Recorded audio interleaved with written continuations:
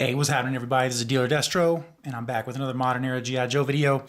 And for this video, we're going to be taking a look at a figure subscription service exclusive from the club. We have here the Cobra Desert Assault Trooper, codenamed Desert Scorpion. If you're a fan of the franchise, this figure is no stranger to the fan base. He had a first release, I want to say 91, 92-ish, and then the club took it upon themselves to recreate the figure. Hasbro was going to release this during the Pursuit of Cobra with the Desert Mech, but those sets never saw the light of day, which was unfortunate. So there's the, as per the usual, there's the file card, so y'all can feel free to pause that and get caught up. Great artwork on the front. It does differ slightly from the 90s era character, but not a big deal. I still think that they captured the essence of the character. Kind of gave him a weird loadout with this spear and this shortened gun, and we'll look at it. But I think, you know, all in all, looks like a great figure on the card. Let's see what we'll have to say about that once we get him off card. So, as per the usual, I'm going to take Old Faithful here. And I know y'all know this, but as always, you know, when you get to a situation where you can cut, just make sure that your limbs are not in line of sight for the blade. And this is a new blade on here, so it's actually cutting through this like a knife would cut through hot butter. So really digging that. Just take this off camera here for a sec. Trim that off. And y'all know I'm a fan of preserving card art where you can. So I think all in all, that's a very well preserved card. That's what the figure looks like in its packaging bubble. I'll go ahead and get this assembled, and then we'll get right back and we'll take a closer look. All right, so I'm back, and here he is. And first and foremost, I want to talk about this accessory. This is actually a really solid update, in my opinion. Oh wow, it appears that these are articulated too, huh? Go figure. So you got soft plastic, and the leg joints do allow for some movement. Now, you won't get any serious poses out of this thing, because again, it's that flex plastic, so the tail's also on a hinge joint there. So but that's about all the articulation you're going to get out of it. Really, really solid detailing on this thing. The eyes here are painted red. It appears that it's more bionic than organic, as with the first initial release. The original figure came with a genetically altered giant scorpion.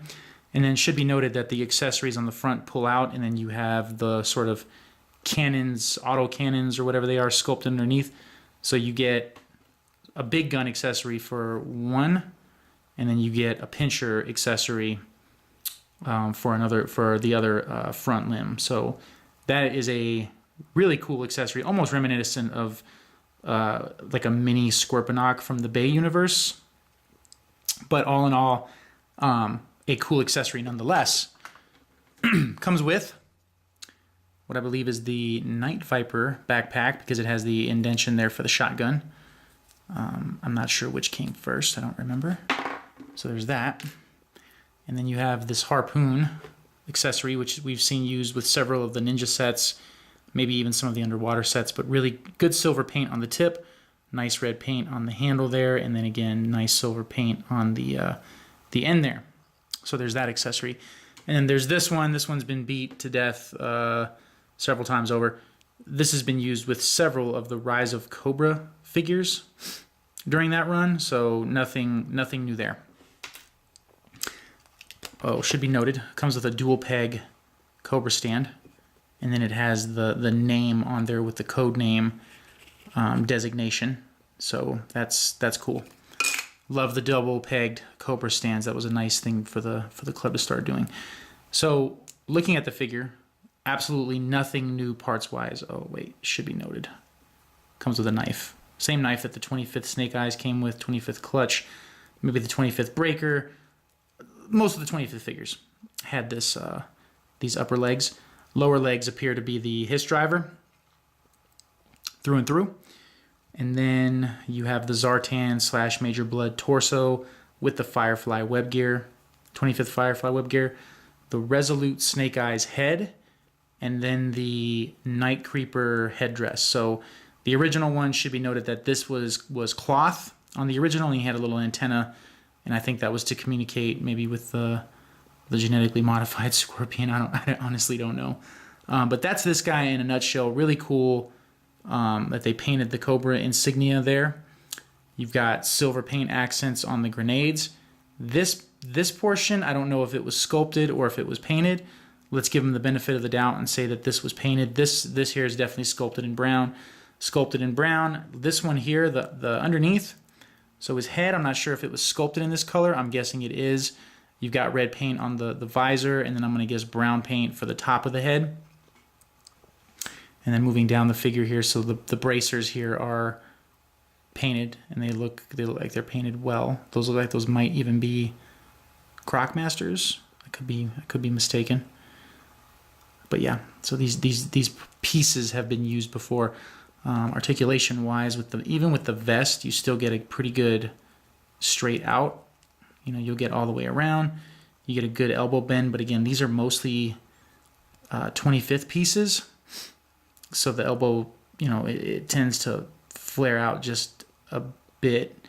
Now, I'm not sure what this is going on here. I don't know if this is battle damage or if this is molding damage on the arm. I'm not really sure. It doesn't appear to be present on this side. Head has good articulation. The legs, he will definitely occupy a vehicle. This may obstruct or hinder him from you know, sitting in one smoothly, but he will definitely occupy one nonetheless. The use of the double knee joint as well, because of how this is sculpted, this, you know, both of them have a tendency to flare out. But nonetheless, you know, you'll still be able to get some pretty cool dynamic poses. The ankle articulation is what you'd come to expect from, you know, the first run of the 25th. So that's the figure overall.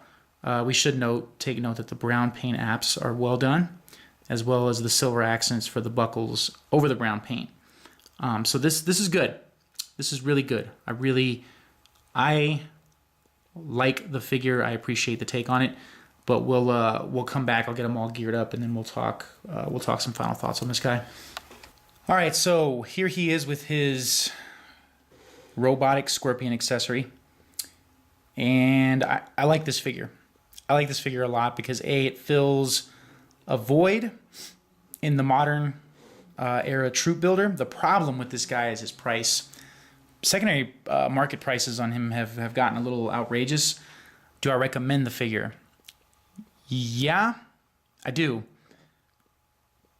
And I paid fairly recent secondary market price on him. I'm not proud to say I did that, but you know, was lucky enough to be able to afford a good deal at the time. I'll just leave it at that. So if you don't mind spending upwards on the price point that this guy's at right now, yeah, you should grab him. If it's filling a hole in your collection, this fills a big hole.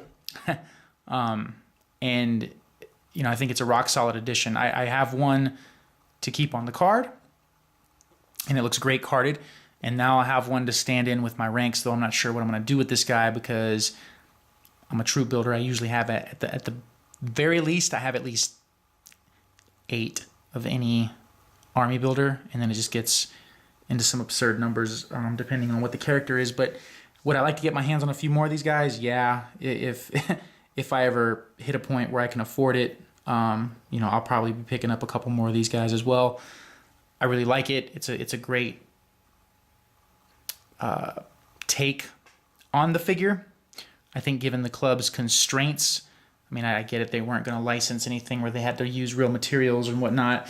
But yeah, all in all, highly recommend the figure. He's a great addition. So that's it for this video. Till next time, hope y'all take care, and we'll catch y'all on the flip side. Thanks again for tuning in. All right, so real quick, I just wanted to leave y'all with this. So I got all their weapons and stuff in the back of this Hummer, but I think I'm going to have them sort of displayed next to this Hummer as though it's their vehicle. Maybe make them sort of like a lone standalone squad. I don't know. I haven't figured it out yet. But I think that looks right. I think it looks okay, even though that that vehicle is designated for G.I. Joe. It's fine.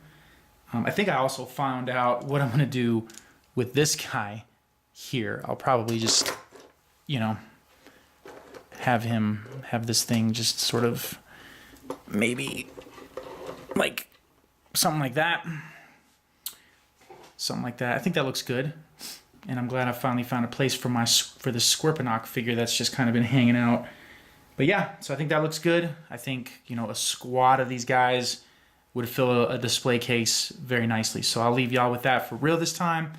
Till next time, hope y'all take care. Thanks again for tuning in. Till next time on the next video, catch you on the flip side.